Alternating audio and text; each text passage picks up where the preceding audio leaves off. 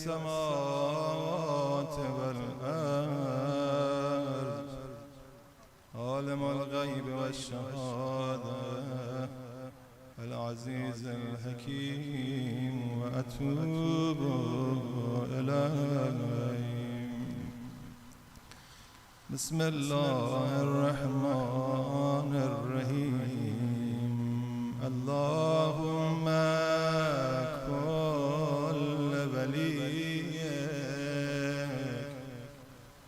الحجة ابن الحسن صلواتك عليه وعلى آبائه في هذه الساعة وفي كل ساعة وليا وحافظا وقائدا وناصرا ودليلا وعينا حتى تسكنه أرزك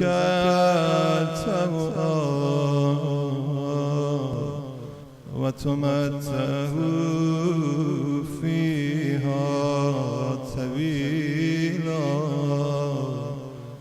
برحمتك يا أرحم الراحمين. بالحجة إلهي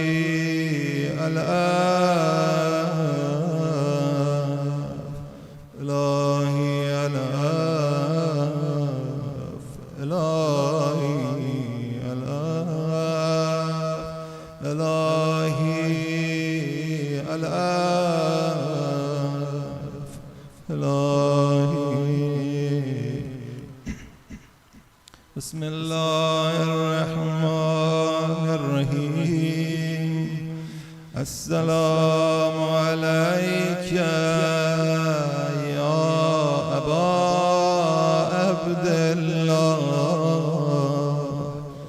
السلام عليك يا ابن رسول الله. السلام عليك يا ابن أمير المؤمنين وابن سيد الوسيم. السلام عليك يا ابن فاطمة سيدة نساء العالمين. السلام عليك يا ثار الله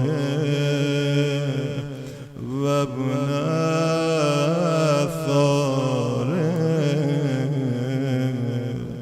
والبتر الموتور.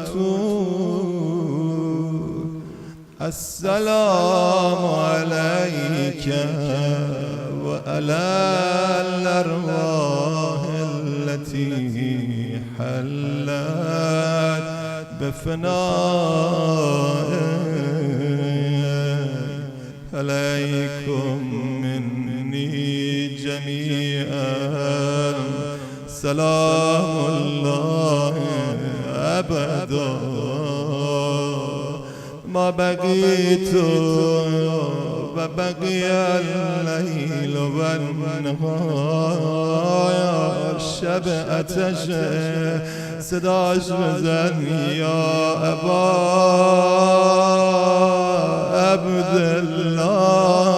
عبدالله يا أبا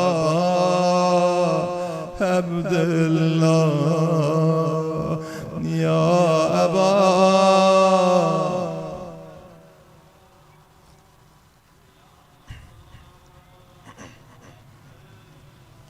لقد عظمت الرزية وجلت وعظمت المصيبة بك علينا وعلى جميع أهل الإسلام. وجلت وعظمت مصيبتك في السماوات على جميع أهل السماوات. فلعن الله أمة أسست أساس الظلم والجور عليكم أهل البيت. ولعن الله أمة دفعتكم عن مقامكم وأزالتكم عن مراتبكم التي رتبكم الله فيها. ولعن الله أمة قتلتكم. ولعن الله الممهدين لهم بالتمكين من قتالكم. بردتوا إلى الله وإليكم منهم ومن أشيائهم وأتباعهم وأوليائهم. يا أبا عبد الله يا أبا.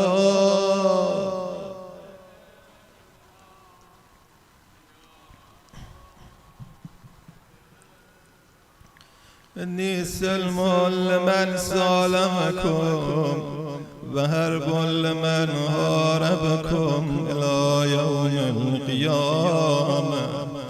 ولعن الله آل زياد وآل مروان. ولعن الله بني أمية قاتبة.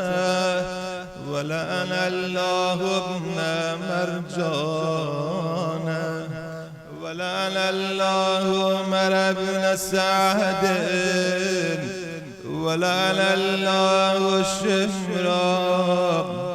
ولعن الله أمة أسرجت والجمد وتنقبت لقتالك.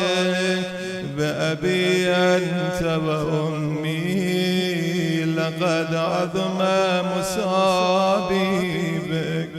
فأسأل الله الذي أكرم مقامك وأكرمني بك أن يرزقني طلب ثارك مع إمام منصور حجة ابن الحسن من أهل بيت محمد صلى الله عليه وآله. اللهم اجعلني عندك وجيها بالحسين عليه السلام في الدنيا والآخرة. يا أبا عبد الله إني أتقرب إلى الله وإلى رسوله وإلى أمير المؤمنين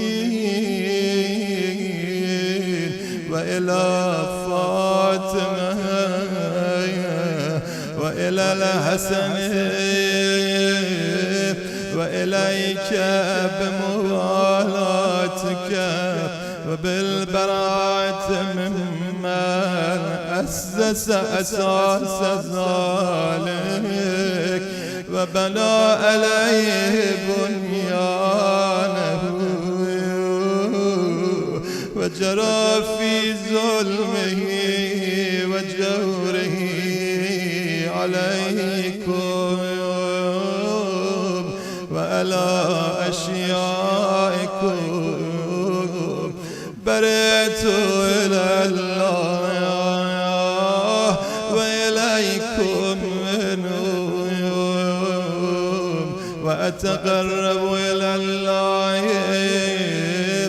ثم إليكم بموالاتكم وموالاة وليكم وبالبراءة من أعدائكم والناصبين لكم الحرب وبالبراءة من أشيائهم وأتباعهم همباهم إني سلم لما سلمكم وهرب لما هربكم وبلي لما والاكم وأدعو لما ناداكم فأسأل الله الذي أكرمني بمعرفتكم ومعرفة أوليائكم ورزقني البراءة من أعدائكم أن يجعلني معكم في الدنيا والآخرة وأن يثبت لي عندكم قدم الصدق في الدنيا والآخرة وأسأله أن يبلغني المقام المحمود لكم عند الله وأن يرزقني طلب الثاري وأن يرزقني طلب الثاركم مع إمام مهدي هدى زاهر ناطق منكم وأسأل الله بحقكم وبالشأن الذي لكم عنده أن يؤتيني بمصابي بكم أفضل ما يؤتي مصابا بمصيبته مصيبة ما أعزمها وأعزم رزيتها في الإسلام وفي جميع السماوات والأرض جمع همه مصائب بیابد الله در کربلا مردم روزه علی اصغر میگه اومدم خدمت امام باقر علیه السلام عرضه داشتم آجان به گونه مصائب کربلا رو برا من بگید گویا حس کنم خودم در کربلا بودم از نزدیک لمس کردم مصائب جدتون رو دیدم امام باقر روزه علی اصغر رو برام خون میگه دیدم آقا به دو تا روزه اشاره کرد یکی روزه علی اصغر یکی هم روزه علی عبدالله مصیبت ما اعظمها یعنی عمار میخوای حس کنی تو کربلا بودی، حس کن روزه علی اصغر چه بلایی به سر حسین آورد. خدای عالم برا موسای پیغمبر روزه آتش خواند و الصغیر یمیته العطش. بچه 6 ماهش از آتش جان میدهد. خدای عالم روزه خواند حضرت روح الامین برا آدم ابوالبشر روزه خوند. چه روزه ای؟ روزه آتش. یا آدم ولم تراه وحوبه ويقول واتشا وقلة ناصرایا. ای آدم اگه ببینی حسین تو کربلایا از شدت تشنگی آب طلب میکنه، یار طلب میکنه، اصلا سری تو این روزه نفته است. سر که چه هست؟ یه فیضیست در روزه علی اصغر که حتی اصحاب ابی عبدالله که قبل از این آزاده جان دادن شب عاشورا به فیض این روزه رسیدن. شب عاشورا امام فقط یه روزه خوند برا اصحاب خودش. شب عرض کردم اونم روزه علی اصغر بود تا صدای غربت ارباب من و شما بلند شد. هل من ذاب یذب عن حرم الرسول.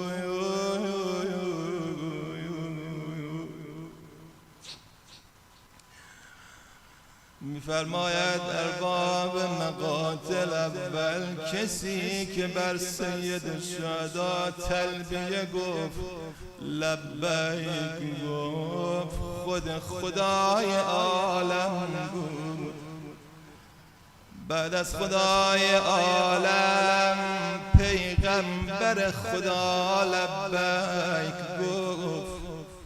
بعد پیغمبر باباش امیر المؤمنین، مادرش فاطمه زهرا، داداشش امام مجتبی.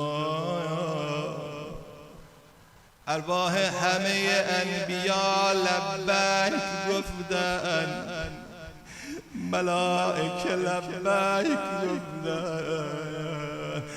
حتی میگن دیدن ابدان مطهر شهدای کربلا به لرزه افتاد.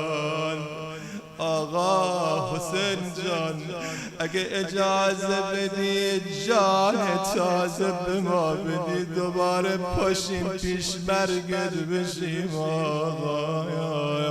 اما ابی عبدالله دنبال لبیک یک کس دیگه است منتظره. یه اشاره فرمود آرام باشید تا صدای حلم ناصر حسین بلند شد. تو حرم قلقله‌ای به پا شد. زینب آمد آقا اصغرتم لبیک گفت. صدای شما که بلند شد. خب بچه که نمیتونه حرف بزنه چه کرد؟ خودشو از گهوار انداخت به زمین. یعنی بابا منم هستم رو منم حساب کن.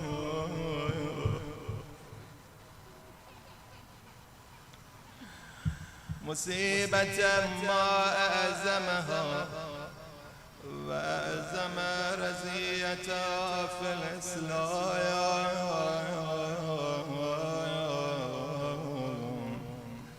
و فی جمیع السماوات والارض. اللهم اجعلني في مقامي هذا ممن تناله منك صلوات ورحمة ومغفرة. اللهم اجعل محياي محيا محمد وآل محمد ومماتي ممات محمد وآل محمد. اللهم إن هذا يوم تبركت به بنو أمية وابن آكلة الأكباد اللئين ابن اللئين على لسانك ولسان نبيك صلى الله عليه وآله في كل موطن وموقف وقف فيه نبيك صلى الله عليه وآله. اللهم لعن أبا سفيان ومعاوية ويزيد بن معاوية عليهم ملك اللعنة أبد العابدين. وهذا يوم فرد به آل زياد وآل مروان بقتلهم الحسين صلوات الله عليه. اللهم فزائف عليهم اللعن منك والعذاب الأليم. اللهم إني أتقرب إليك في هذا اليوم وفي موقفي هذا وأيام حياتي بالبراءة منهم واللعنة عليهم وبالمغالاة لنبيك وآل نبيك عليه وعليهم السلام. اللهم لعن أول الظالم ظلم حق محمد وآل محمد وآخر تابع له على ذلك. اللهم لعن الإسامة التي جاهدت الحسين وشايعت وبايعت وتابعت على قتله. اللهم لعنهم جميعا مئة مرة. السلام عليك يا أبا عبد الله وعلى الأرواح التي علت بفنائك.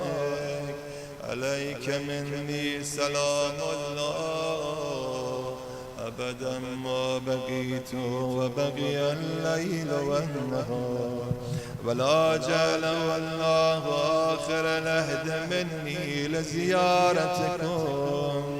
السلام على الحسين وعلى علي بن الحسين وعلى أولاد الحسين وعلى أصحاب الحسين مئة مرة. اللهم خص أنت أول ظالم باللعن مني وابدأ به أولا ثم لعن الثاني والثالث والرابع. اللهم لعن يزيد خامسا ولعن عبيد الله بن زياد وابن مرجان عمر بن سعد وشمرا وآل أبي سفيان وآل زياد وآل مروان إلى يوم القيامة. سجدة. اللهم لك الحمد حمد الشاكرين، لك على مصابهم، الحمد لله على عظيم رزيتي. اللهم ارزقني شفاعة الحسين يوم الورود، وثبت لي قدم الصدق عندك مع الحسين وأصحاب الحسين الذين بذلوا محجهم دون الحسين عليه السلام.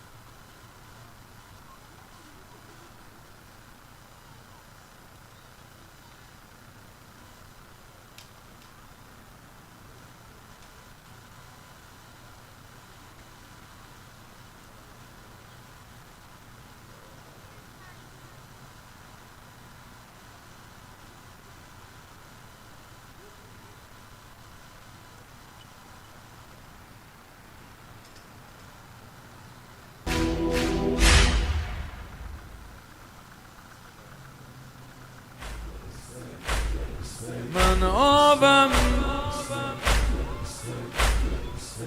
آبم هنوز شرمنده کودک ربابم، هنوز یاد القمه به پیچ و تابم، هنوز یاد لب خشک تو کبابم. من آب شدم دیدی جلوی مادرت خراب شدم، براچی از لبای تو جواب شدم. عبدالله علی الدنیا بعد کلفا، یا ابا عبدالله علی الدنیا بعد کلفا، یا ابا با نظم لا علی الدنیا بعد کلفا، یا ابا عبدالله علی الدنیا بعد کلفا، یا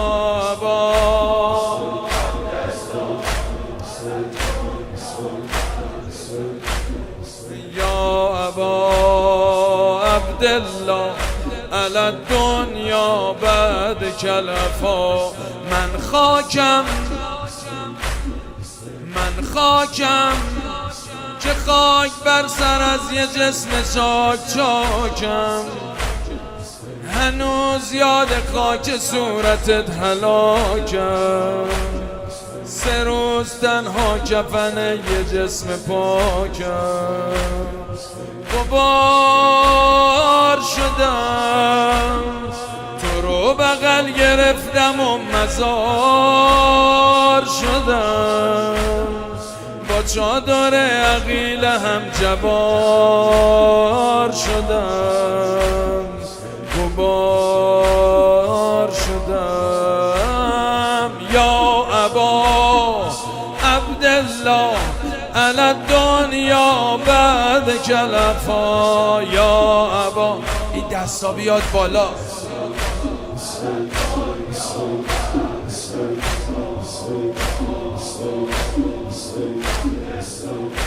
علی الدنیا بعد کلفا، یا ابا علی علی علی الدنیا بعد کلفا، یا ابا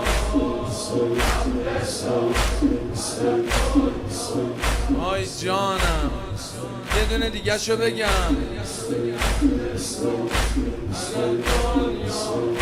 صدا سینه زدنت بیاد.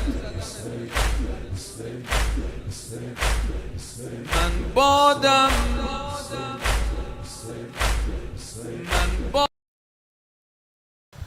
بسم الله الرحمن الرحیم. السلام علیک یا ابا عبدالله علی الارواح التي حلت بفنائک. علیک منی سلام الله ابدا ما بقیت و بقی اللیل و النهار ولا جعله الله آخر العهد منی لزیارتکم. سلام علیکم جمیعا. عرض ادب و احترام همه دوستان و حضار. خوشنودی آقا صاحب العصر و الزمان، صلواتی عنایت بفرمایید.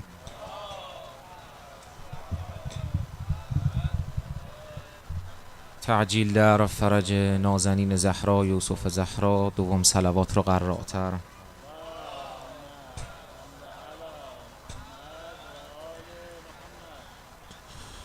اعوذ بالله من الشیطان الرجیم.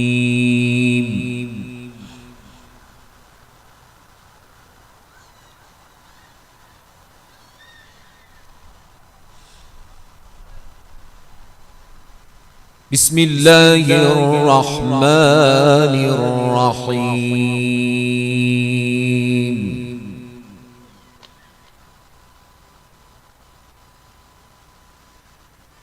والضحى والليل إذا سجى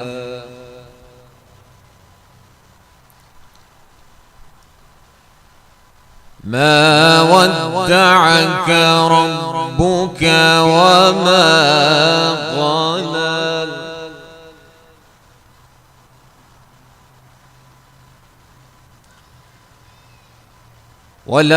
وللآخرة خير لك من الأولى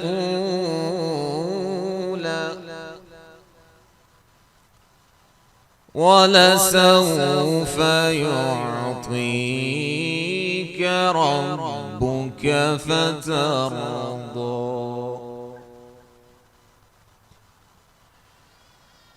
بسم الله الرحمن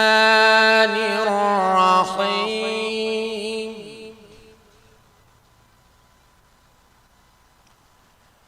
بسم الله الرحمن الرحيم.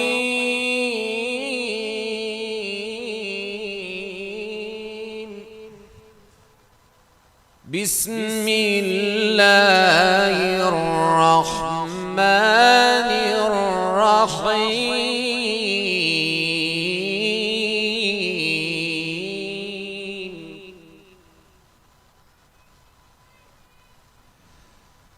والضحى والليل إذا سجى ما ودعك ربك وما قلى وللآخرة خير لك من الأولى ولسوف يعطيك ربك فترضى.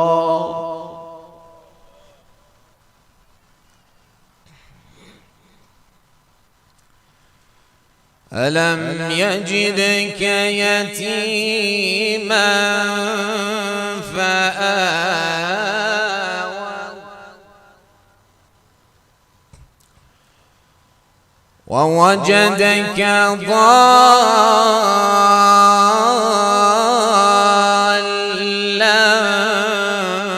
فهدى ووجدك عائلا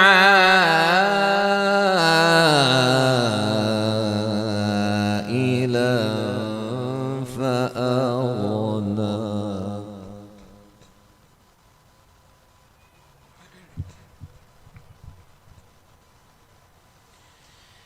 والضحى والليل إذا سجى ما ودعك ربك وما قلى وللآخرة خير لك من الأولى ولسوف يعطيك ربك فترضى ألم يجدك يتيما فآوى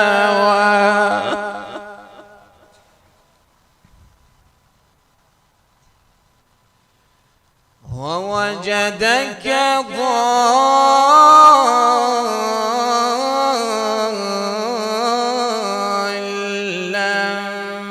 فهدى ووجدك عائلا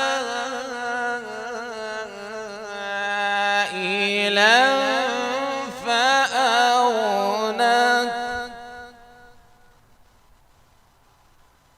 فأما اليتيم فلا تقهر وأما السائل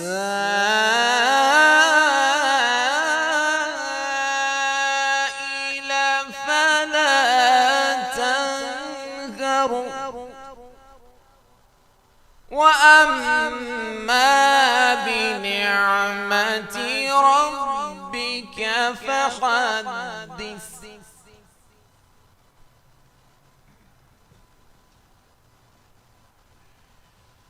وأما بنعمة ربك فحدث لا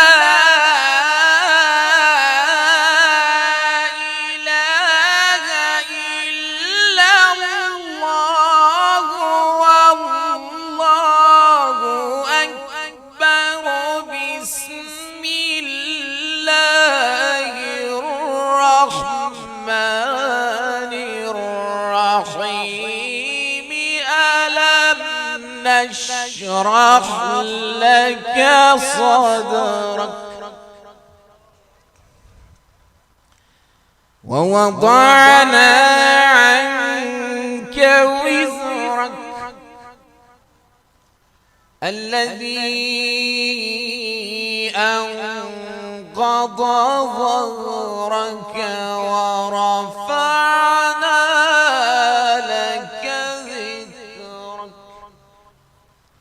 فإن مع العسر يسرا إن مع العسر يسرا فإذا فرغت فانصب وإلى ربك فارغب صدق الله العلي العظيم.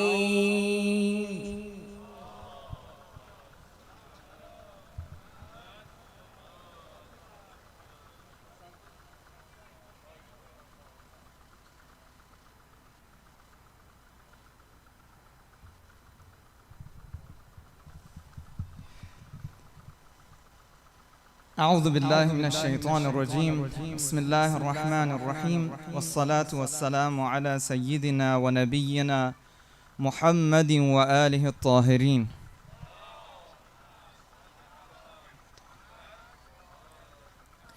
أعظم الله أجورنا وأجوركم بمصابنا بالحسين عليه السلام. May Allah subhanahu wa ta'ala accept all of your a'mal and azadaris during these holy days and nights of the month of Muharram. I know many of you were in the Julus procession program today in downtown Los Angeles.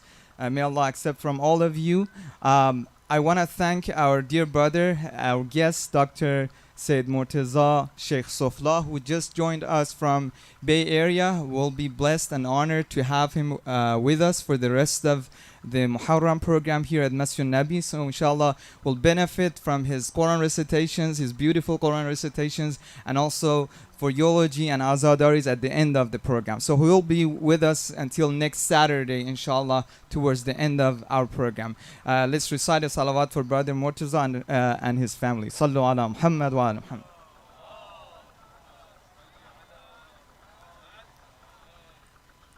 Muhammad. Inshallah, again, a couple of housekeeping things. If you want to pick up a drink or something, do a quick comeback. Sometimes there's too much noise there. Respect the majlis of Abu Abdullah by yourself.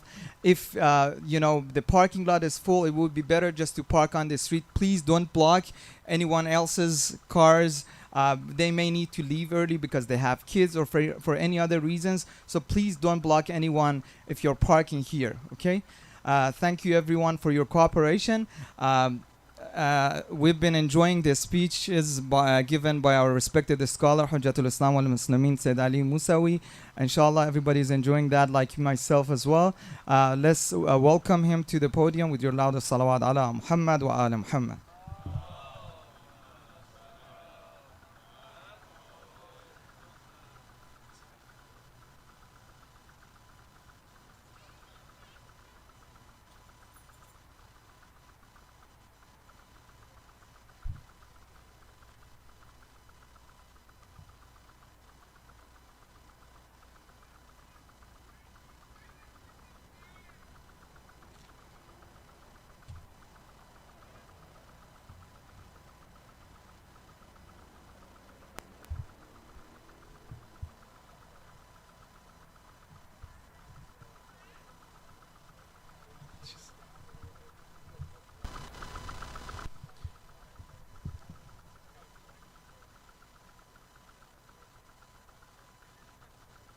أعوذ بالله من شر الشيطان الرجيم بسم الله الرحمن الرحيم الحمد لله رب العالمين والصلاة والسلام على سيدنا ونبينا محمد وأهل بيته الطيبين الطاهرين اللهم صل على محمد وآل محمد وأجل فرجهم أعوذ بالله من شر الشيطان الرجيم بسم الله الرحمن الرحيم السلام عليكم ورحمة الله.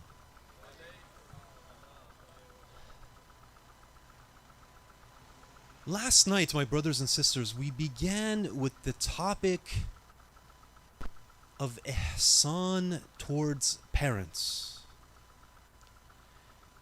And one of the ideas that we began with last night is that when it comes to the concept of spirituality, this concept that I am on this journey towards Allah and I am trying to do everything possible to become closer and closer to Him, whatever those actions may be, one of the things that we tend to not focus upon is this issue of ihsan towards parents.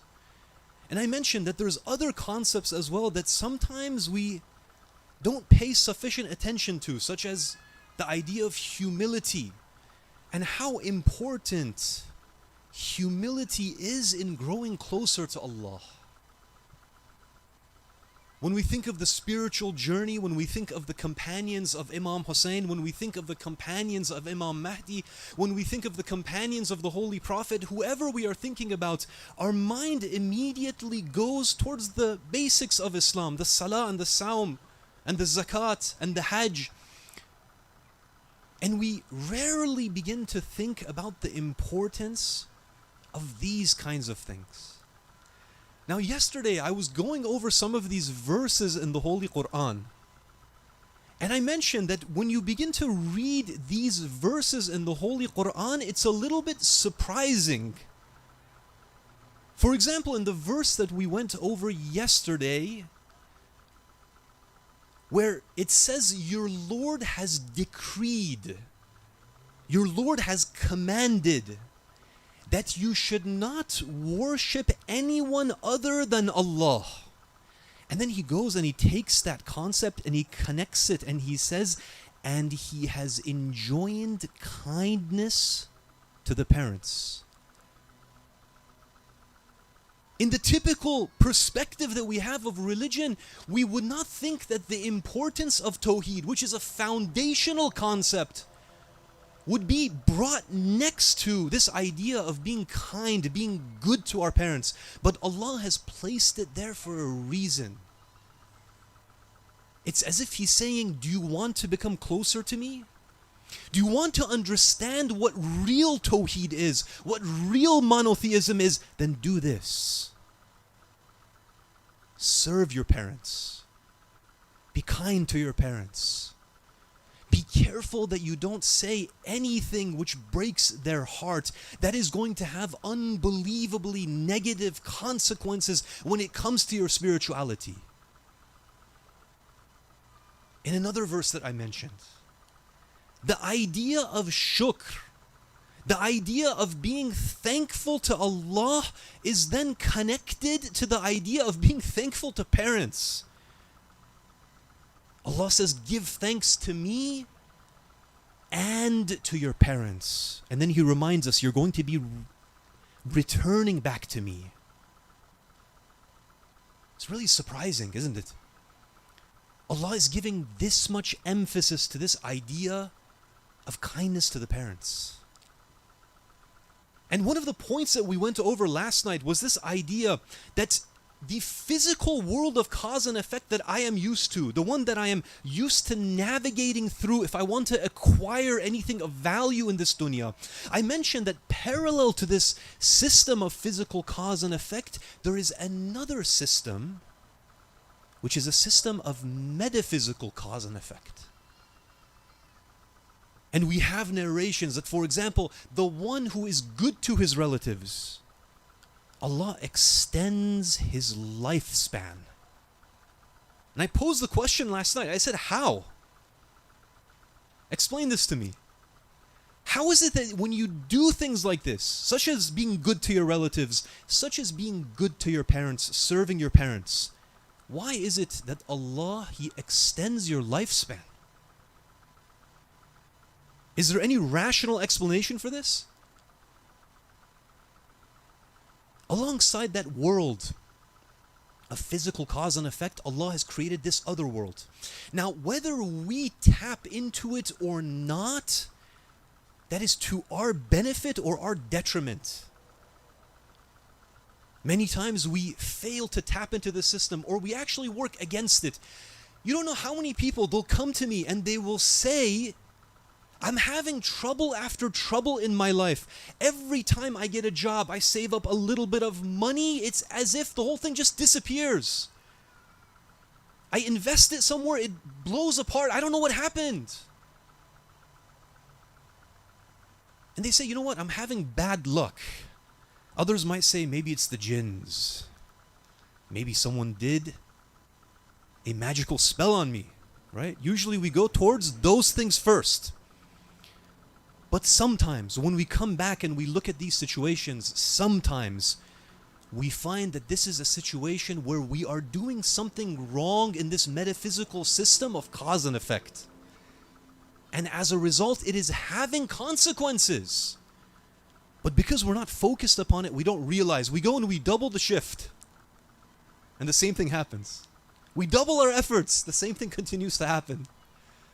So we fail to focus on this system, my brothers and sisters, this system which Allah has created to our own detriment.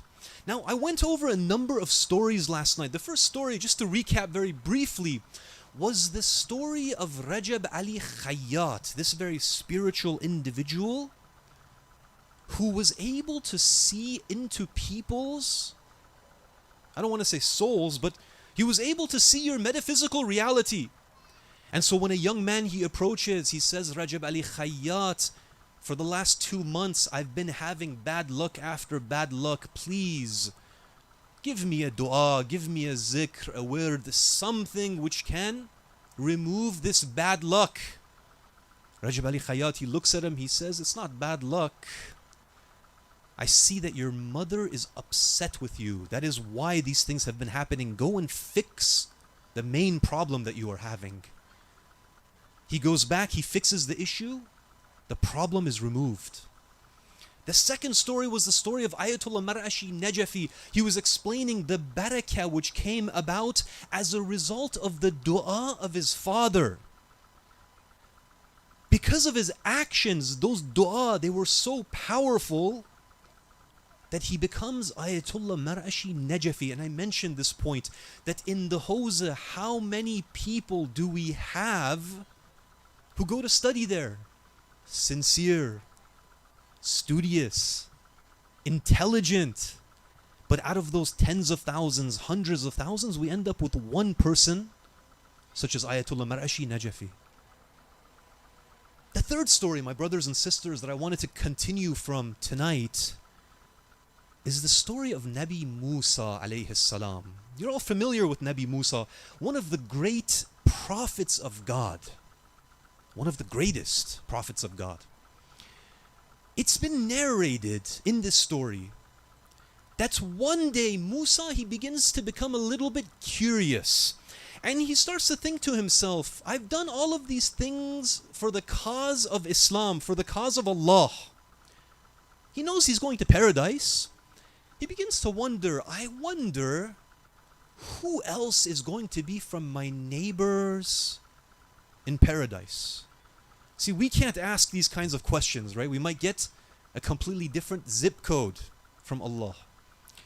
But Nabi Musa, he asks, he's curious, who is going to be from my neighbors in paradise? I want to know, because he's going to have one of the highest of ranks.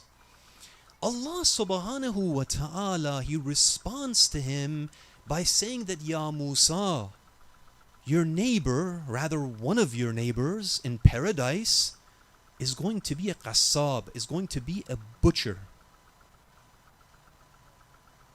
Now, just imagine Musa alayhi salam's surprise that he asks Allah this question, and he's probably expecting prophets of God, awliya, people who've sacrificed everything in the way of God. But Allah, he responds by saying he's going to be a butcher. Musa is shocked, he's surprised, he becomes even more curious. He says, Ya Allah, can you tell me where he lives? I want to go and see him, I want to visit him. There has to be something more to this man. Allah says his address is, for example, in this marketplace. Musa, he makes his way, he begins to travel. Eventually he reaches the marketplace. He's watching the butcher from a distance. And he notices that one of the things which the butcher does is that he's a very honest individual. Very honest individual, meaning that when he sells meat, he's careful that if it's ground meat, he doesn't mix too much fat. It's evenly balanced. If he weighs the meat, he makes sure that the balance is correct. You know, during those times, you had those antique balances. I'm sure you guys know what I'm talking about. It wasn't the electronic ones. And the antique balances, they could be tweaked a little bit. Sometimes, some people, they actually had two balances. Why? Because one of the balances, it was used when they wanted to purchase something. And the other balance, it was used for what? When they wanted to sell something. And obviously you know which way the balance would favor. Musa, when he looks at the butcher, he realizes the individual is very honest. But he's thinking to himself, I'm a prophet of God. I've done all of these things for Allah subhanahu wa ta'ala sincerely. It can't be just that he's honest, because there are other people who are just as honest.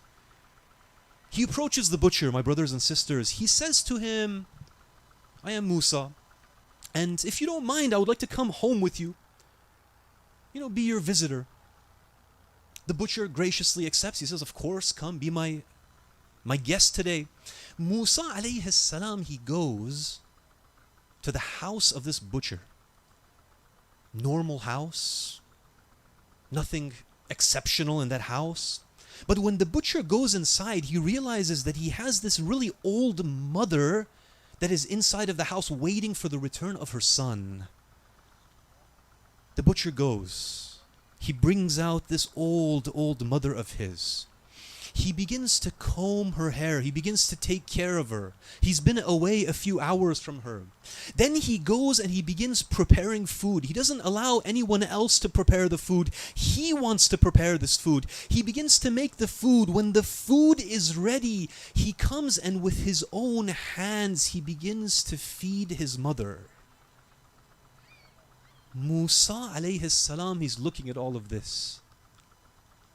And he realizes the reason why this individual is going to be his neighbor in paradise is because of his exceptional service to that mother of his. He didn't have to do these things. He goes above and beyond of what is required. As a result, Allah says this individual is worthy of being neighbors with the prophets of God. Not just any prophets, the highest of the prophets. My brothers and sisters, we really don't realize what Allah has given to us. Sometimes for our spirituality, we leave that which is right in front of us and we go after the things which are of lesser value. Allah is giving us the easy way. The easy way. He's saying this is it. It's right in your own home. It's right there. All you have to do is take advantage of it. Now here, some of you might ask, especially the youth, they might ask, you are mentioning this idea that parents have a very high value in Islam. Are there any limits to this? Because oftentimes when we come to the masjid, we hear this concept that it is wajib to obey your parents. Whatever your parents tell you, you have to obey. It doesn't matter what it is. I wanted to explain this concept a little bit because it's not accurate. When we look at the rules of Islam, what Islam says is not that blind obedience in every situation is wajib. No. It says that ihsan towards parents, goodness towards parents is what is wajib. Meaning that you have to do whatever is considered goodness. But there are some times, my brothers and sisters, where our parents may make mistakes. They may have prejudices, they may have biases. They're not perfect, they're human beings. They may make mistakes in the things which they require from us. In some of these situations, we have to be careful to obey the Creator and leave aside the creation. I'm going to give one example here. We have some situations where when somebody marries a girl and he brings that girl into his house, sometimes the mother-in-law feels threatened. There is now somebody competing for the love of her son. And she begins to act in a tyrannical way, in an oppressive way. And in the middle is the son. And sometimes what the son will say is that, well, it's wajib for me to be good to my parents, and so I'm out of this picture. You two deal with it. And the wife is being oppressed. She's being ill-treated in the house. And the son is allowing that ill-treatment, that oppression to take place. My brothers and sisters, in a situation like that, it is the duty of the son to stand up for what is right. He doesn't have the right to say that, well, it's my mother, I can't say anything, I have to remain quiet. No, it's a duty by the religion of Islam that when you see oppression taking place, you have to stand up. Sometimes when it's convenient, we use the excuse of religion. It's such a great excuse sometimes, isn't it?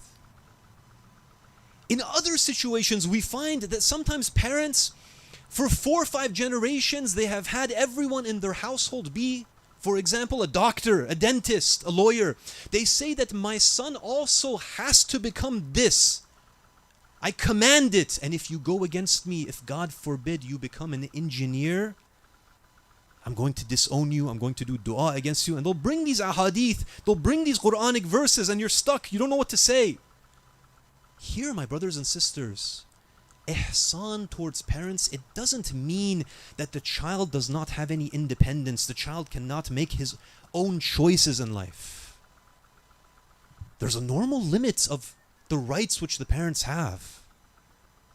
When they go beyond those limits, when they go beyond those rights, it doesn't become wajib for you to listen to every aspect of what they are telling you. Of course, when you are looking at parents, they have experiences that the children do not have. Is it better if you listen? Of course, it's better. But it's not going to be something where you have to have no independence. You become completely dependent upon the desires of your parents. There was a narration from Imam Ja'far as-Sadiq that a situation similar to this, it came up.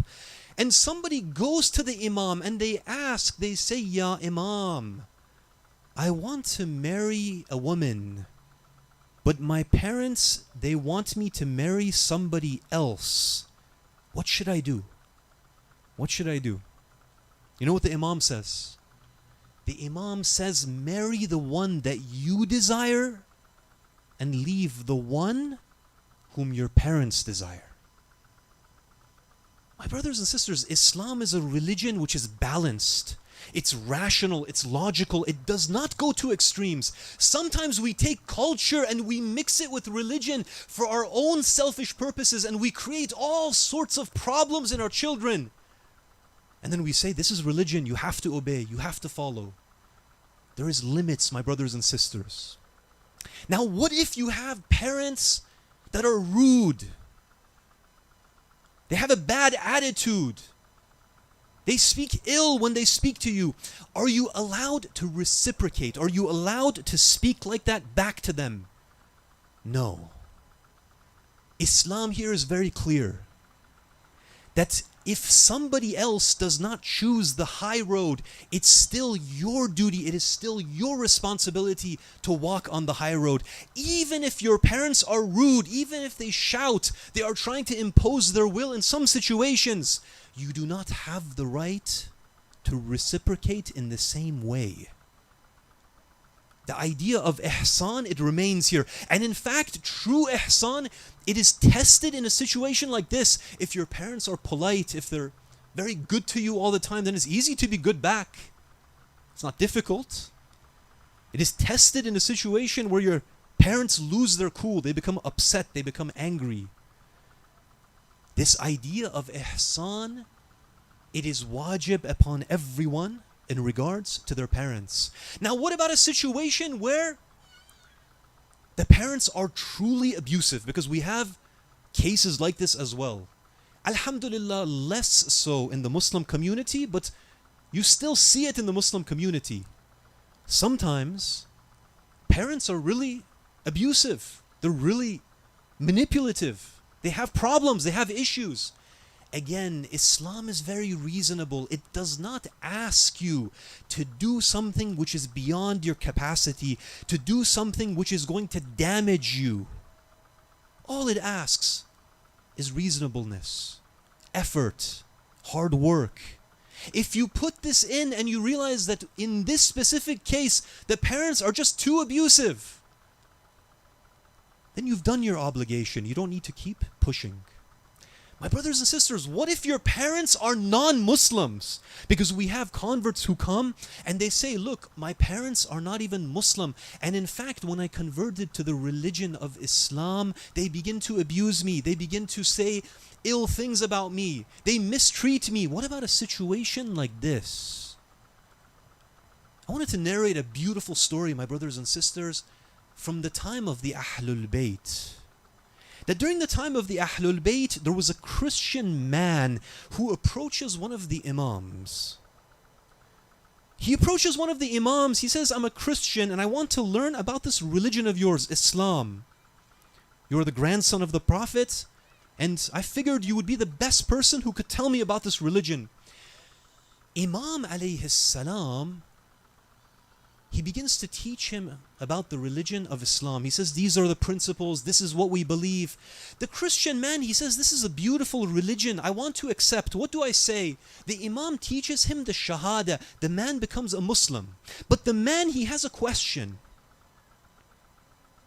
The question which the man has is, he says, Ya Imam, Ibn Rasulullah, I have a mother who is a Christian. And I've been living with my mother for years now. My question to you is, now that I have become a Muslim, should I leave my mother and separate myself and go live separately? The Imam says, contrary to this, our religion places great value on the parents. Now that you have become a Muslim, in fact, you should completely change your behavior, because in Islam it is wajib for you to act in this way and that way and that way. And he begins to teach him the etiquette of how a son should act towards his parents. My brothers and sisters, the Christian man who is now a Muslim, he goes back to his home. He tells his mother, "Mother, I have accepted the religion of the Prophet Muhammad sallallahu alayhi wa alihi wa sallam."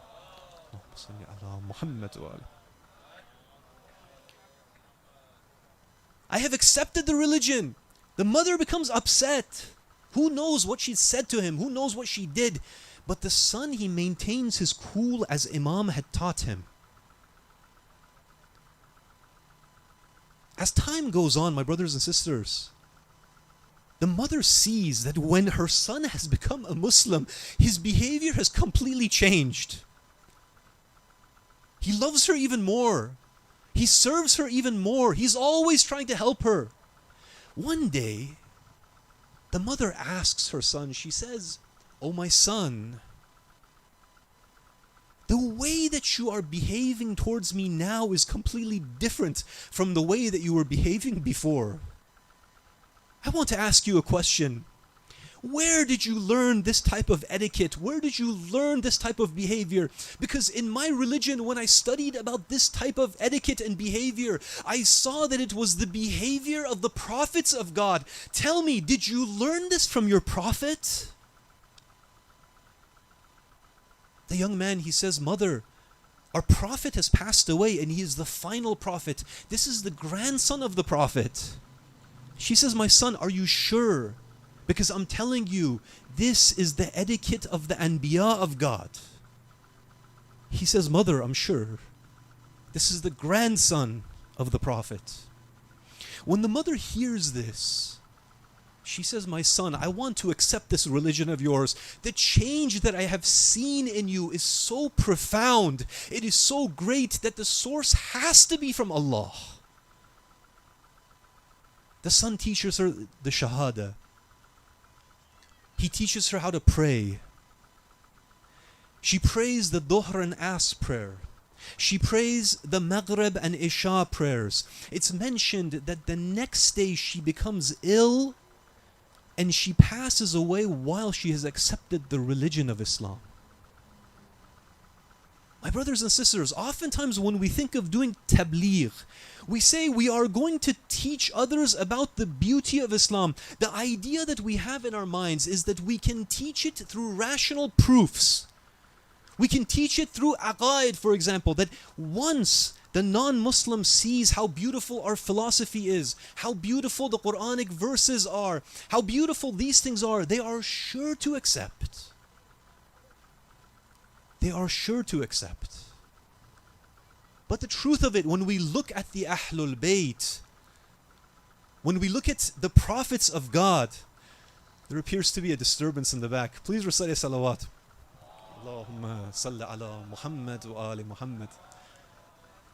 You know, these tents that we are in, it's the outside world. It reminds me a little bit of Iraq, that there's all sorts of creepy crawlies that come and go as they please.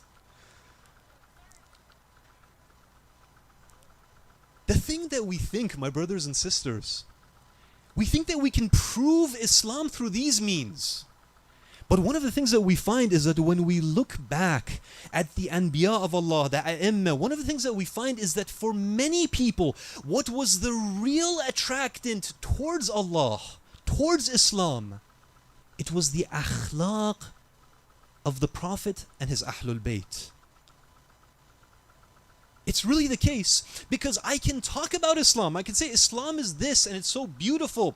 But when the non-Muslim looks at me, he's going to look for the effects of the religion. Meaning, if he looks at me and he sees that my akhlaq is bad, My etiquette is bad. I mistreat my parents. I'm as depressed as he is. I'm as after the dunya as he is. He's going to look at me. He says, you speak beautiful words. I'm impressed. But practically speaking, your life is exactly the same as mine. In fact, I'm a little bit happier.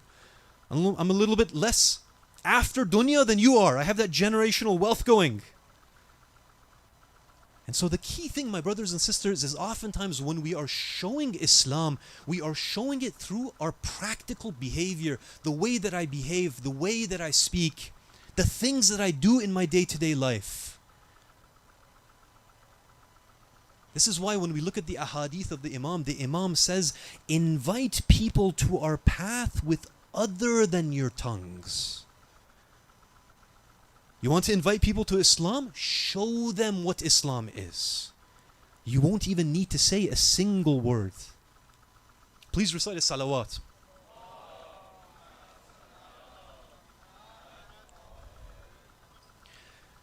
Now there's a flip side to this. And here is the point where the parents, they might want to tune out. Because when we are talking about the rights which the parents have upon us, do we really think that parents have these rights, but then the children do not have any rights? Do we really think this? My brothers and sisters, it's a relationship. And on either side of the relationship, there are rights and responsibilities. Tonight, I wanted to mention just 2 points very quickly of the rights that children have on their parents. For those who are parents, one of the things that I have seen is that if you fail in regards to these rights which your children have upon you, there is a very high chance that on the day of judgment, it is going to be something like this which is going to trip you up. It is something like this which is going to take you close to the hellfire. The first of these things is the issue of educating our children. Now, when we think of education as being a right of the child, oftentimes the mind of the Middle Eastern parents, especially the mind of the Iranian, where does it go to? It immediately goes to a university education. Because when we think of education, we think of K through 12, and the culmination of that is that which you find in the university. But during the time of the Ahlul Bayt, and I'm referencing traditions which say this is a right of the child upon the parent, there wasn't universities like this. They didn't exist. So what were the Ahlul Bayt speaking about when they were talking about educating your children? My brothers and sisters, when we think about the idea of a university, what is it? It's primarily job training, isn't it? It's a place that you go to learn marketable skills, and then you take those skills and you get a job with it, and oftentimes you can get a very lucrative job. But the education which Islam has made wajib upon the parents is a different type of education. What is it? It's the education which allows the child to be grounded in this world. That when the child looks at the world around, he sees a universe in which Allah exists. He sees a universe in which he has an identity as a Muslim. He sees a world where if someone asks him a question about his religion, he is able to answer that question. And not on the defensive, but rather on the offensive. One of the things that we find is that oftentimes we don't do service to our children in this way. And when somebody asks a question about Islam from them, they don't know how to answer. They go on the defensive. My brothers and sisters, we have such a beautiful religion that they should be going on the offensive. And I don't mean physically, I mean intellectually, religiously.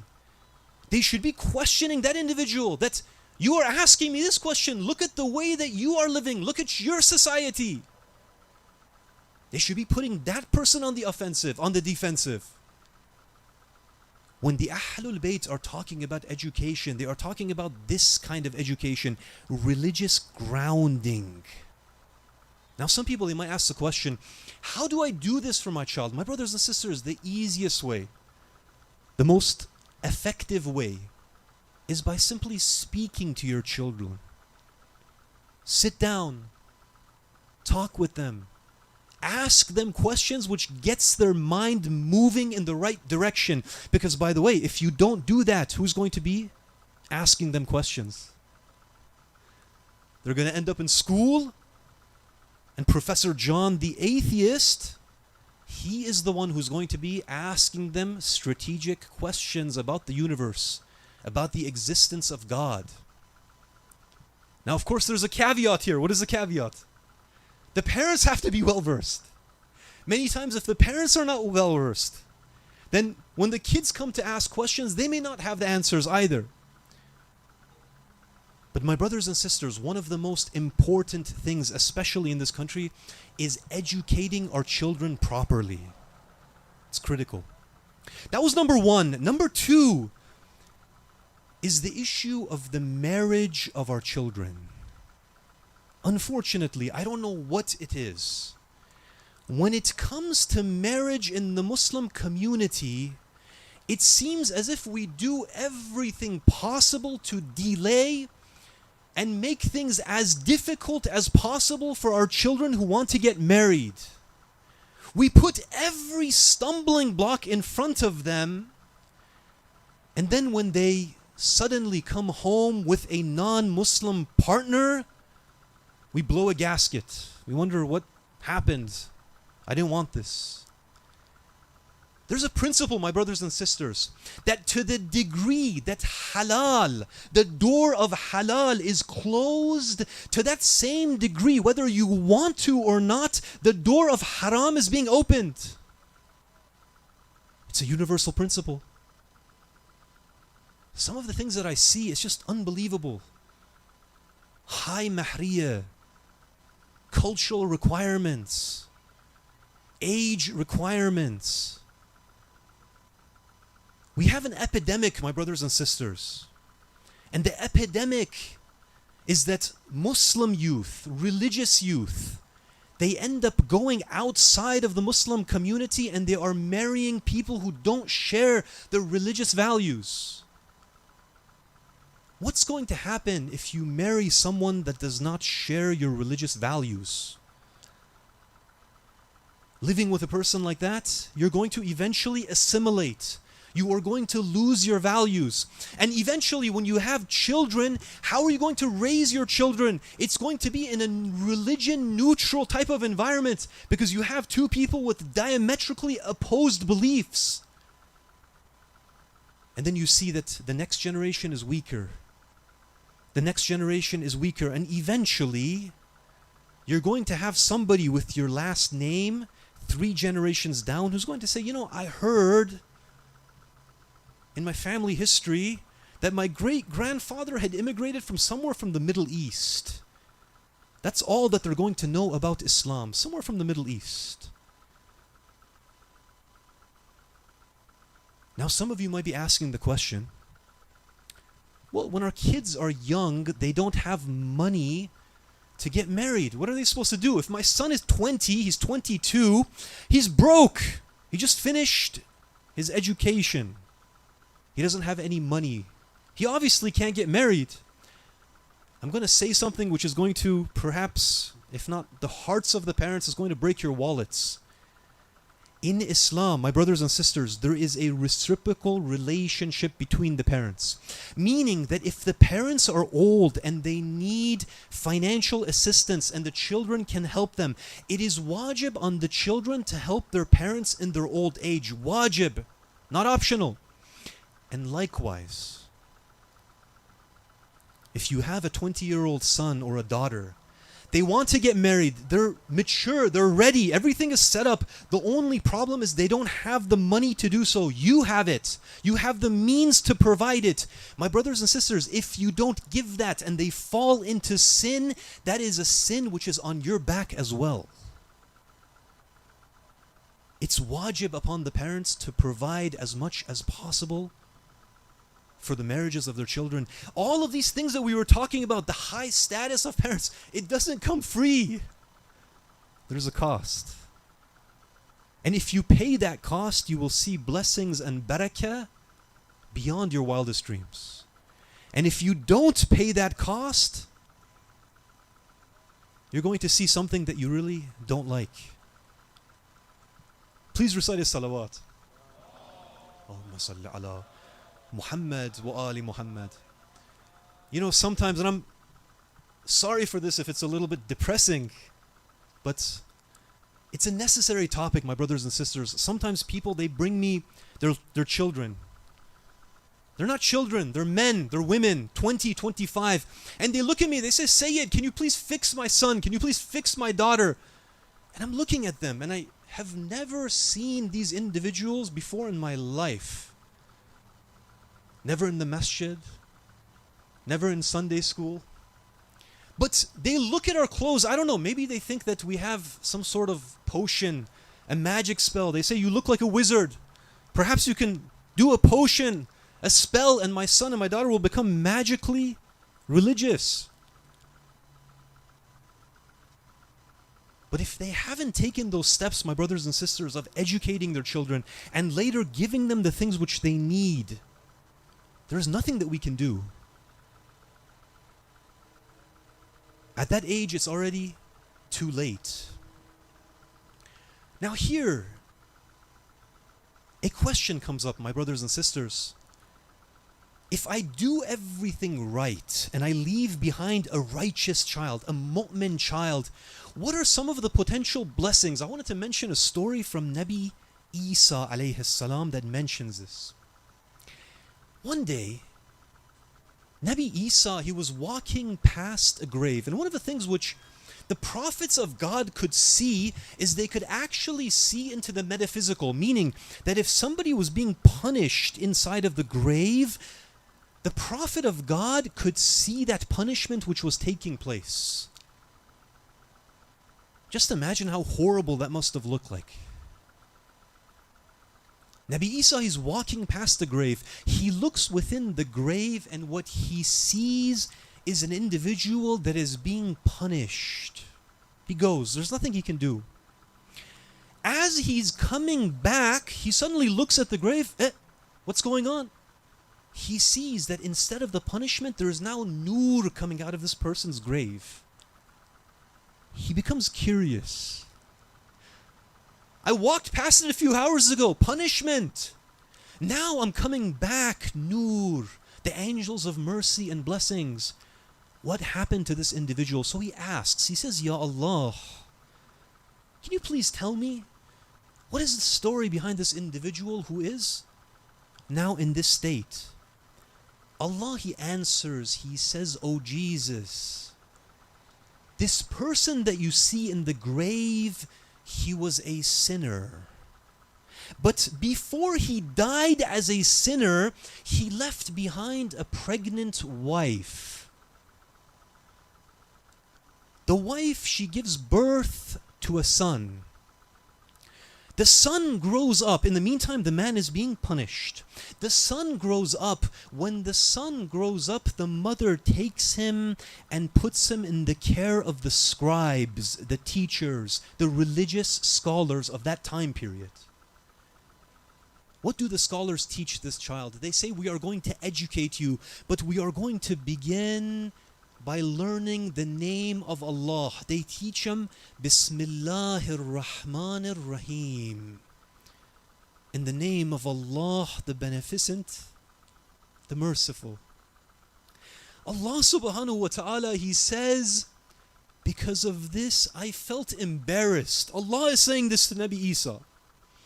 Because of this I felt embarrassed that I am chastising this man with fire inside of the bowels of the earth while his child is praising and remembering my name on the surface of the earth. For this reason I forgave this individual. My brothers and sisters, one of the greatest of the blessings is leaving behind children who are pious. Children who can pray for us while we're gone. Children who can give charity on our behalf when we are gone. Children who can ask Allah, Ya Allah, forgive my parents. Everything which I have, this religion which I have, this love of Imam Hussein that I have, everything that I have, I got it from them. Forgive them, Ya Allah. May Allah give us both the ability to be good to our parents and to, inshallah, leave behind righteous children, inshallah. My brothers and sisters, let us take our hearts to Karbala tonight. We were speaking about the love which parents have for their children, this unique relationship between the parent and the child. And it's really a unique relationship, because when we look at the love that a parent has for his child, we find that it is a love which does not exist anywhere else in the world. You can search the entirety of the universe. You will never find anyone who loves you as much as your parents love you. Imam Hussein alayhi salam, he was no different. And in fact, as an imam, he perhaps loved his children even more than the average person. My brothers and sisters, Imam Hussein, he had a son by the name of Ali Akbar. And it's mentioned that Ali Akbar, he was this individual that reminded Imam Hussein very much of the Holy Prophet. He reminded him of the Holy Prophet because, one, he looked like the Holy Prophet. His facial characteristics, his walk, the way that he acted was very much like the Holy Prophet. And even his personality was very much like the Holy Prophet. The Imam, whenever he wanted to remember the Prophet, he would look at the face of Ali Akbar and he would see the face of the Holy Prophet. It's mentioned that Ali Akbar, he was unbelievably handsome, that the Arabs, when they looked at him, they said that he reminds us of the full moon in all of its splendor.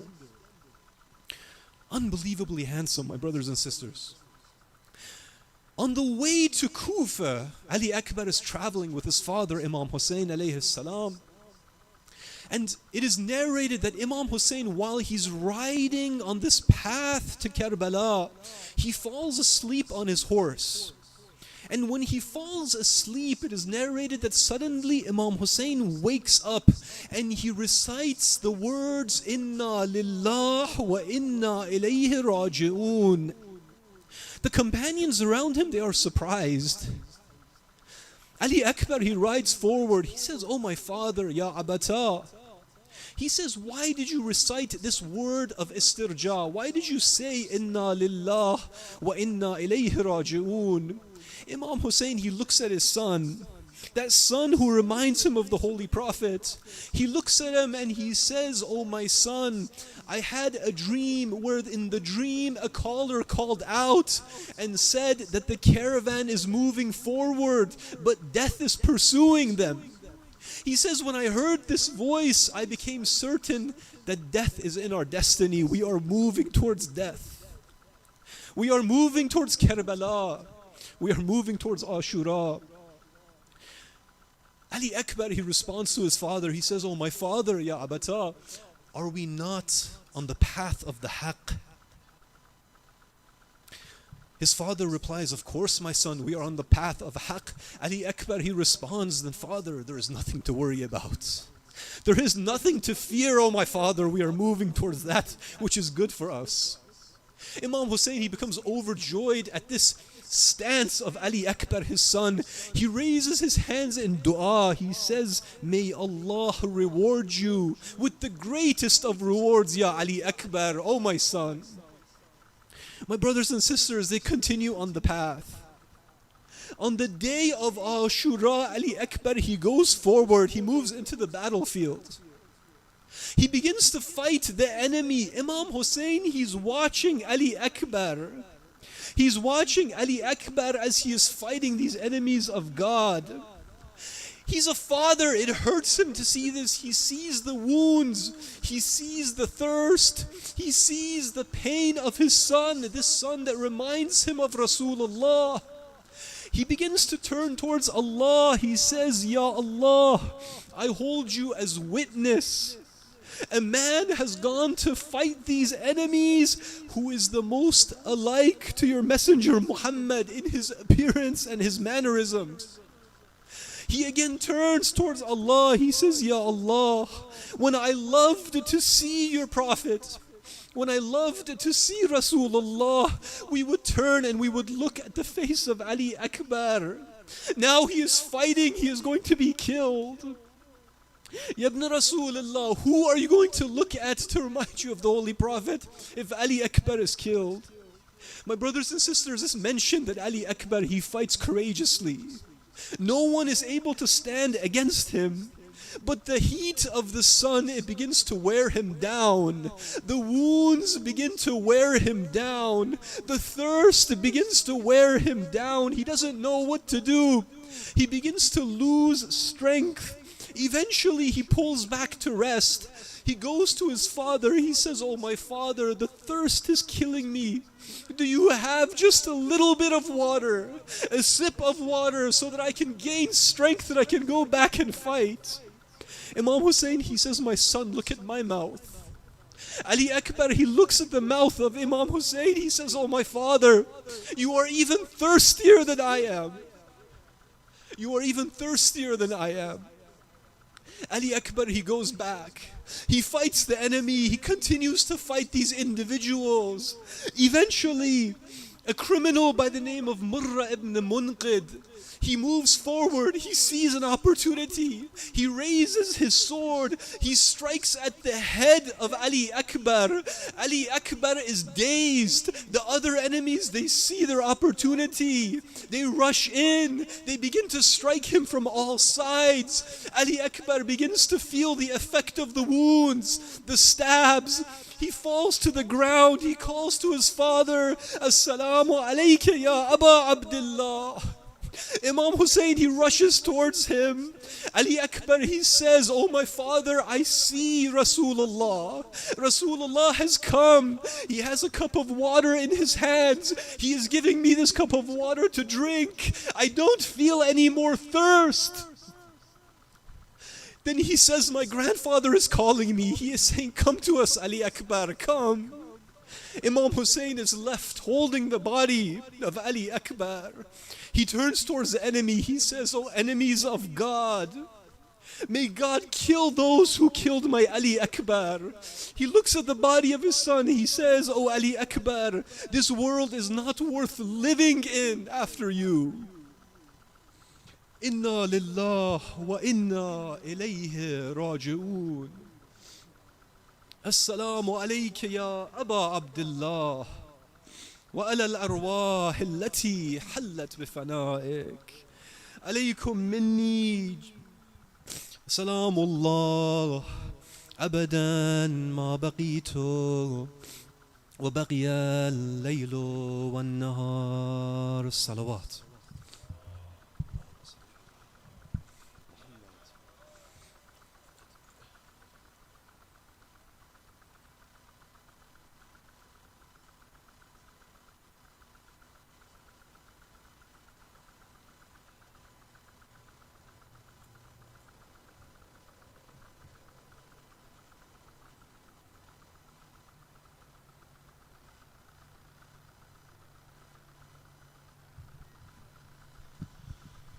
صلى الله عليك يا أبا عبد الله وعلى الأرواح التي حلت بفنائك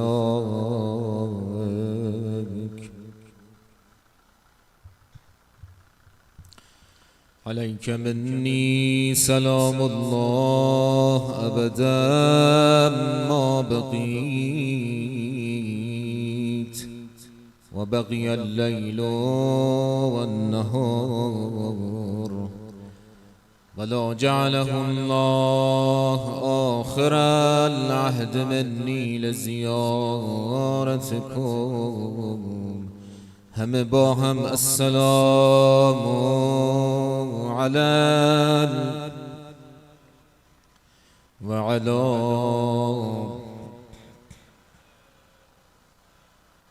وعلى أولاد وعلى أصحاب الحسين. اللهم كن وليك الحجة ابن الحسن صلواتك عليه وعلى آبائه في هذه الساعة وفي كل ساعة وليا جانم یوسف زهرا و قائدا و دلیلا معینا أرضك ترعى وتمتعه فيها طويلا. تپش تپش زدن قلب ما حسین حسین، پناه نوکر بی دست و پا حسین حسین. هر جا نشستی شب هفتم محرم اسم نازنین ارباب تو صدا بزن حسین جانم حسین. کسی که گریه کنش شد دگر چه میخواهد، نوشته ایم به جای دعا حسین حسین. خدا سپرده همه چیز را به دستان مبارکش، سر قنوت بگو با خدا حسین حسین. اگر نبود که دنیای ما جحیم بود، رفیق بی کلک هر گدا حسین حسین حسین حسین. تمام لذت گهواره تا شب قبر ما، از ابتدا تا انتها حسین حسین. صدای من حقیر بگیرد فدای نام شما، همیشه صدا میزنم حسین حسین. حسین جان خودت بگو چه کنن خواهر تو بعد از تو، وقتی تنت به خاک و سرت بر روی نیزه ها، جانم فدات حسین جانم فدات.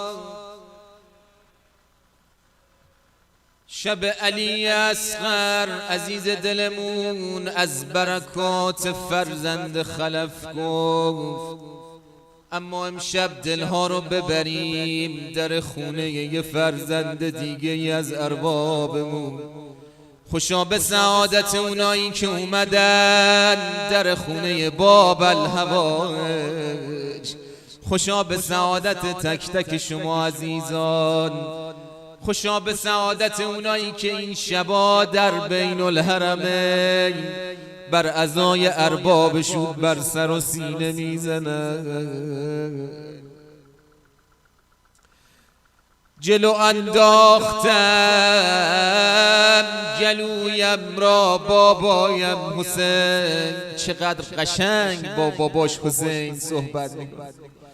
جلو انداختم گلویم را نخورد تیر بر لبت بابا جانم سربلندم در امتحان آتش گر سرم را گرفتم بالا بابا. اونایی که بچه کوچیک دارن خوب حرف دل منو میفهمن. رو زدم تا نجاتشان بدهم نیست محتاج قطره ها آن که دریاست. کاشف الکرب خیمه ام من علی اصغر امشب طفل باب الحوائج فردا. اونایی که حاجت دارن دست گداییشون بالاست امشب در خونه باب الحوائج سنگ تموم بذارن.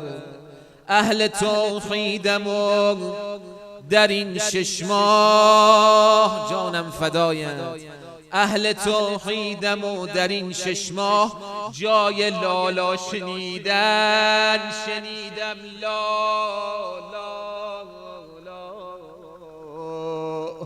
تشنه ام تشنه رضایت دوست تشنگی میکشم برای دوست. جان 6 ماه صحابه 90 ساله همه قربان سید الشهدا. من علی اصغر گردنم که از عقب بیفتد گلویم تازه می شود پیدا. هر جا نشستی جانم علی جانم علی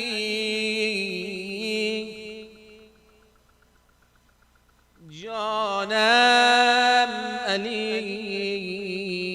هر یکی از اهل بیت این شبا که دیگه آب رو بر حرم بستند هر کدوم خیمه ای داشتن. زینب در یه خیمه رباب در یه خیمه حسین ابن علی در یه خیمه عباس در یه خیمه. اما خیمه عباس از همه جلوتر بود.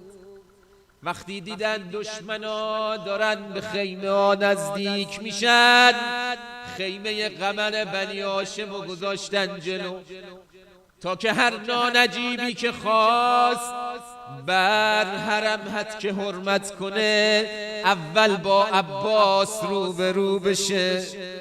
وقتی آتش بر حرم غالب شد دیدن زنای بنی هاشم دیگه هر کدوم تو خیمه‌شون نیستن همه رفتن خیمه رباب.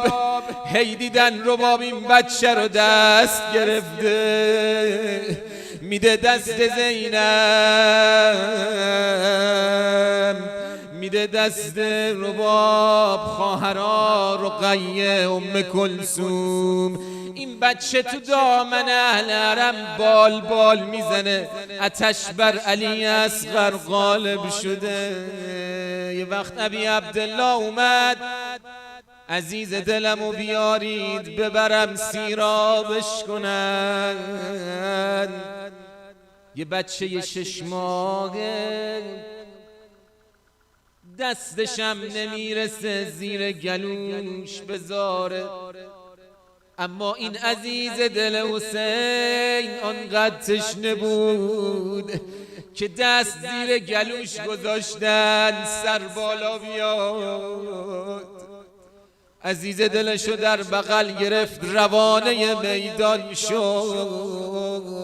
اون دلها که امشب آماده سا علی اصغر رو بالا برد رو دستاش.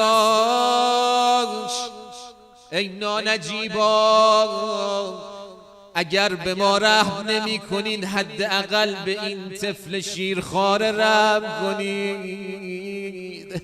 اگر آبش دهید میمیرد، اگر آبش ندید میمیرد. یه وقت دید یه نانجیب صدا زد، هرمله چرا بیکار نشستی؟ من روزمو کوتاه میکنم. هرمله چرا بیکار نشستی؟ مگه سفیدی گلوی اصغر رو نمیبینی؟ جانم امشب ساکت نباشی. جانم فدایت علی جان، جانم فدات علی، لالایی علی جان، لالا. نانجیب بر دو زانو نشست، تیر سه شعبه که مرد افکنه آماده کرد، روانه حنجر مبارک کرد. یه وقت امی عبدالله دید بچه در بغل بال بال میزنه، یا عطشان یا حسین، قربان مظلومیتت برم. خون مبارک گلو رو به آسمان پرتاب کرد. قربان اون بابایی برم که به چه کنم افتاده، خجالت زده است چی جوری با چه آبروی سمت حرم برگرده. جواب رباب رو چی بده؟ نازنین اربابم امامه بر سر کرد، امامه بر سر کرد، عبا بر سر پوشید، با خجلت سمت حرم اومد. دو قدم به سمت حرم دید نمیتونه، باز برمیگرده. جانم فدایت سید الشهدا. یه وقت دیدن حسین رفت پشت خیمه ها، با دستای مبارکش زمین رو کند، نازدانه رباب رو در خاک گذاشت، دفن کرد. هر جا نشستی از سویدای وجودت یا حسین، یا حسین، یا حسین. جواب شما آخر روزه منو، یا حسین، یا حسین. به احترام آقا ابی عبدالله انشاءالله به پا خیزیم، دقایقی انشاءالله محضرشان در خدمتتون باشیم. التماس دعا از دوستان. برادر عزیزمون بفرمایید در خدمتتون.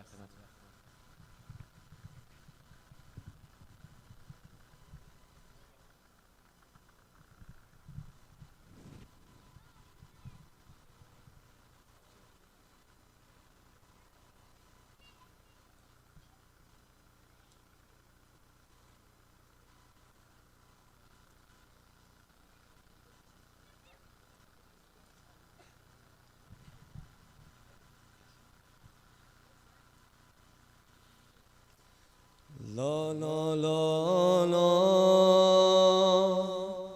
گل بابا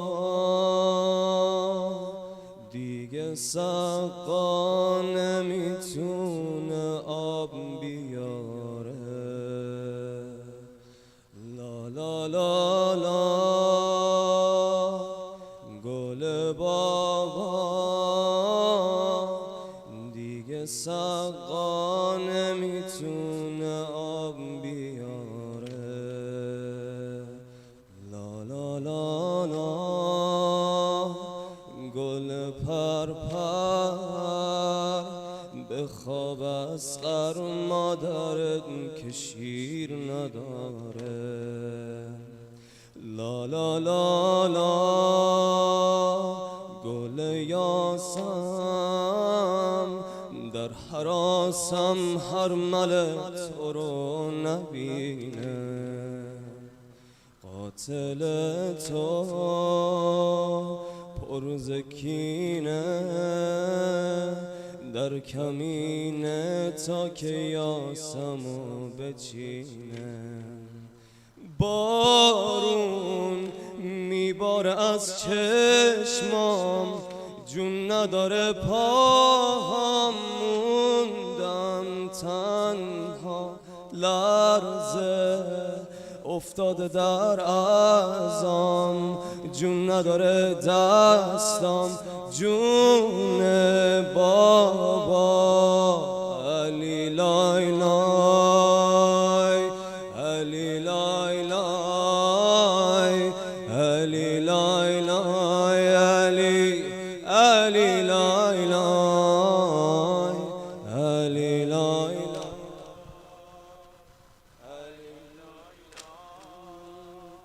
علی لای لای علی علی لای لای علی لای لای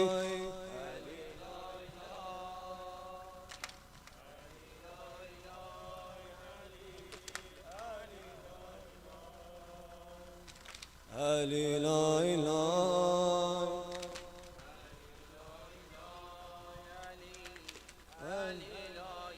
لا لا لا لا گل سنبول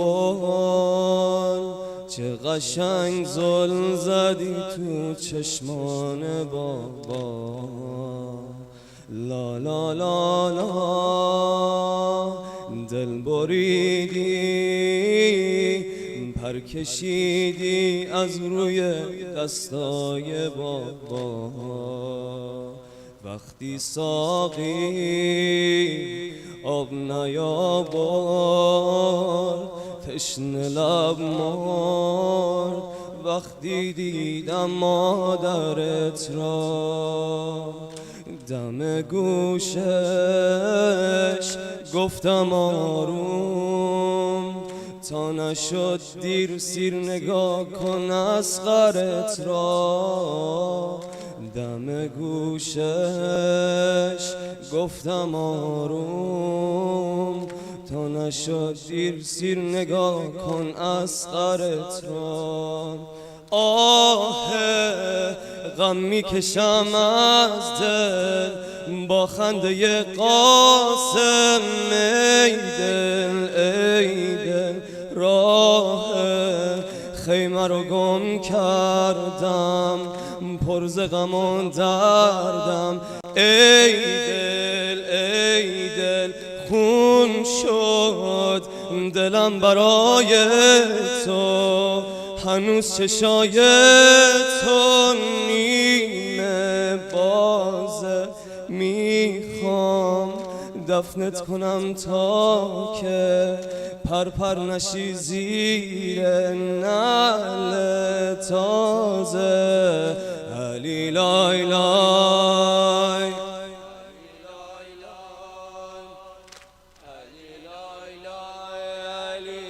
علی لای لای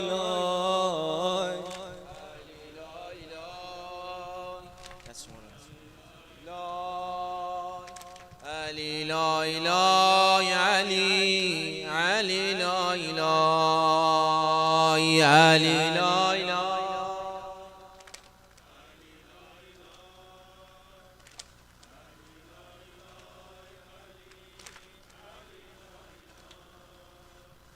علی لای لای علی لای لای علی لای لای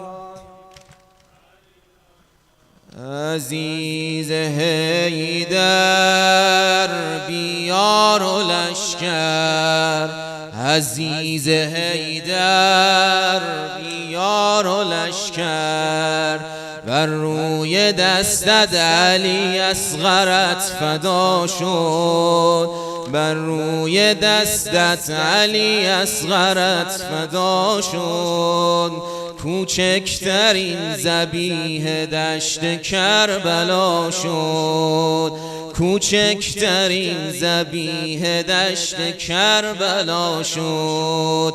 یبن الزهرا جانم امشب کسی ساکت نباشه. را یبن الزهرا یبن الزهرا یبن الزهرا بمیرم آقا ز قربت تو، بمیرم آقا ز قربت تو. غم در دل محزون تو شراره میزد، خون از گلوی اصغرت فواره میزد. غم در دل محزون تو شراره میزد، خون از گلوی اصغرت فواره میزد. یبن اجرت با آقا ابی عبدالله برات عاشورا رو امشب بگیر انشاءالله. یبن الزهرا یبن یبن الزهرا در پشت خیمه قنداق برد است، در پشت خیمه قنداق برد است. از داغ اصغر مضطر و بی صبر و تابی، شرمنده از حال پریشان ربابی.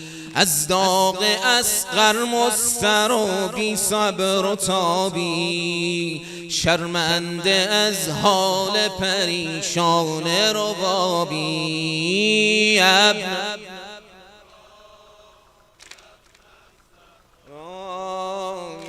الزهرا یبن الزهرا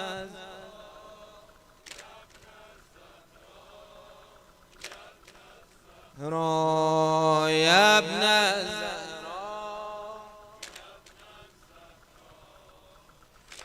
الزهرا. حسین ابا عبدالله حسین ابا عبدالله حسین ابا لا حسین ابا عبدالله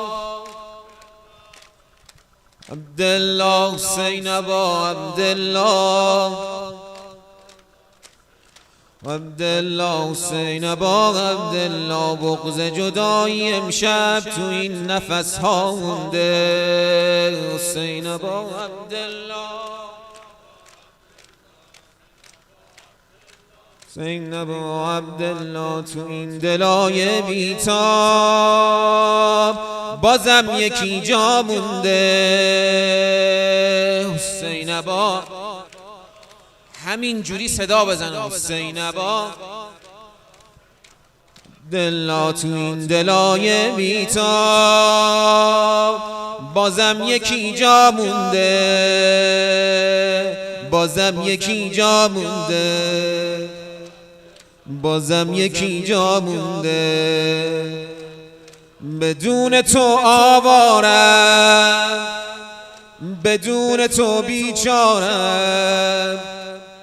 آقا تو این دنیا من کیو به جز تو دارم، کیو به جز تو دارم. حسین ابا عبدالله. جوونا ماشاءالله جمعیت به این خوبی تشریف بیارین جلوتر. حسین ابا عبدالله عبدالله عبدالله.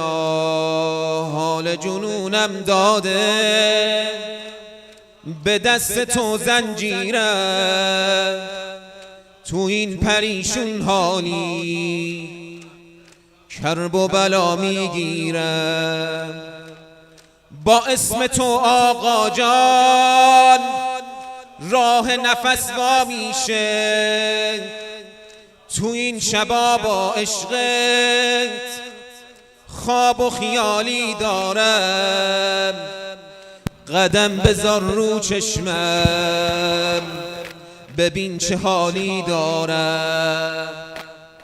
حسین ابا عبدالله، حسین ابا عبدالله،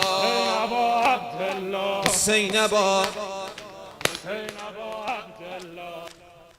عبدالله. فقط تویی دل دارم، بی تو تموم کارم.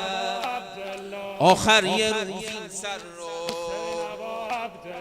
به دامنت میذارم، به دامنت میذارم. خودت میدونی با تو از همه عالم سیرم. تو این شبا از دستت کرب و بلا میگیرم. حسین ابا عبدالله، عبدالله، حسین ابا عبدالله، حسین ابا عبدالله. وای حسین، وای حسین، حسین، وای رباب، وای رباب. تموم شد شب هفتم باب الحوائج. وای رباب،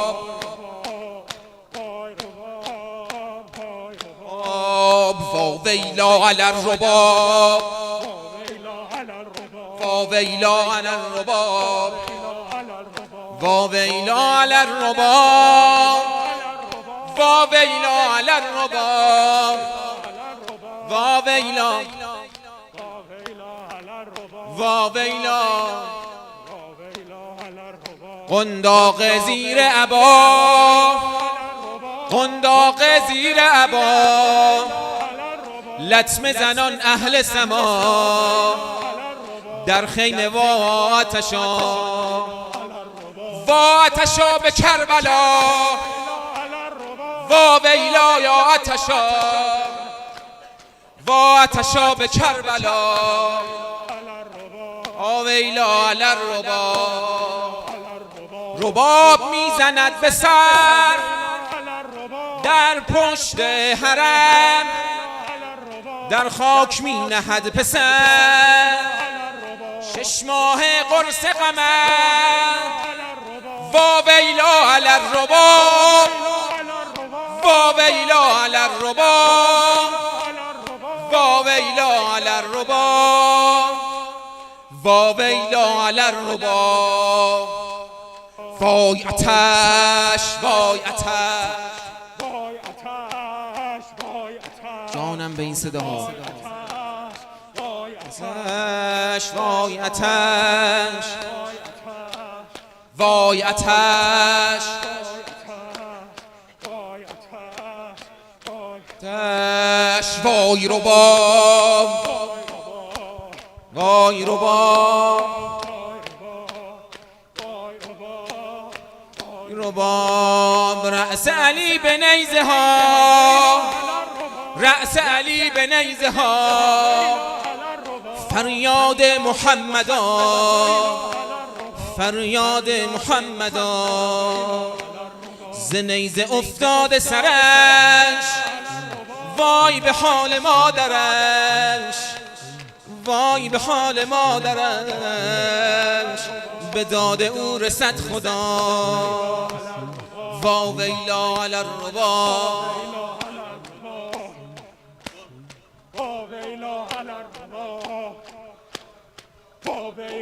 صلی الله علیک یا رسول الله، صلی الله علیک یا ابا عبدالله. وعلى الأرواح التي حلت بفنائك عليك مني سلام الله أبدا ما بقيت وبقي الليل والنهار. میگن وقتی از زیارت آقا برمیگردی همیشه بگو ولا جعله الله آخر العهد منی لزیارتکم. آقا جون آخرین باری نباشه در خونت میای. حالا هر جا هستی از سویدای وجودت عرض ارادت و سلام بده. السلام علی الحسین و علی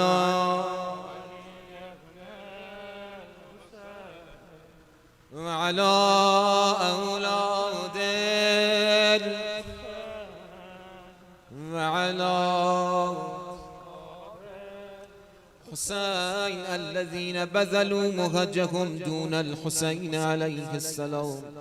نسألك اللهم وندعوك باسمك العظيم الأعظم. امشب از دست ندیم انشاءالله. در خونه باب الحوائج هستیم، این دستهای گدایی رو با خلوص نیت بیار بالا. یا حمید بحق محمد، یا عالی بحق علی، یا فاطر بحق فاطمه، یا محسن بحق الحسن، یا قدیم الإحسان بحق الحسين. یا الله یا الله یا الله یا الله یا الله یا الله یا الله یا الله یا الله یا رحمان یا رحیم یا مقلب القلوب ثبت قلوبنا علی دینک واکفنا یا قاضی الحاجات و یا کافی المهمات انک علی كل شیء قدیر برحمتک یا ارحم الراحمین. خدایا به برکت این شب، به برکت اشکهایی که بر علی اصغر حسین ریخته شد، در فرج مولایمان صاحب العصر و الزمان تعجیل بفرما. قلب نازنینش از ما گناهکاران راضی و خشنود بگردان. چشمان گناهکار ما را به جمال نورانی یوسف زهرا منور بگردان. راه حسین، راه اهل بیت، به برکت این عزای حسین از ما مگیر. ما را نیامرزیده از این مجلس مبر. شفای مرزان یادمون نره انشاءالله. اونایی که در بستر بیماری هستن التماس دعا گفتن. خدایا به حق این شبها، به حق سید الشهدا لباس عافیت بر تن همشان بپوشان. به نبی و آله رحم الله من یقرأ الفاتحة مع الصلوات.